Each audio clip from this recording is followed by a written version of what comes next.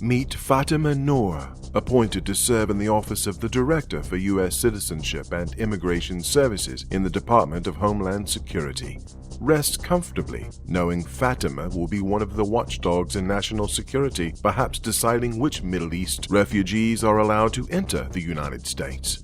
And as she moves up the ranks, would it shock you if she blocked Christian refugees but allowed millions of Muslims to become fast-track U.S. citizens? Never mind the fact that Mrs. Noor has virtual zero life experience of compliance enforcement. But then again, whoever said her targeted new arrivals needed to be vetted anyway?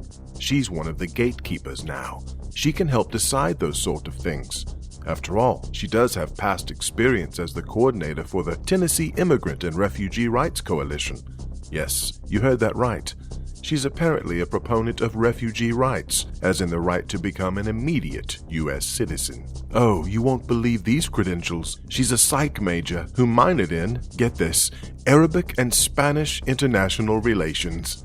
We can see it now. She could potentially tip the scales for the floodgates to be opened on our southern border for the arrival of millions of newly minted Democrat voters. And perhaps at JFK International Airport, we can welcome millions more newly minted Democrat voters, largely of Muslim Middle Eastern descent. So now, even if the so-called Holy War can't be fought and won on U.S. soil with mere bombs and swords, it might just be won at the ballot box.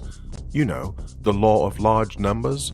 We already have a fractured field of about 20 GOP presidential candidates running in the 2016 race, meaning an average of 5% of the vote for each contender.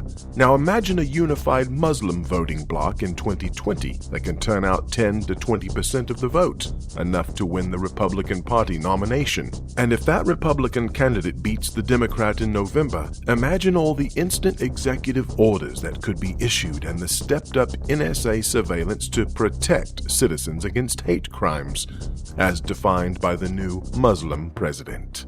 Perhaps we'll see the assignment of a drone for every home.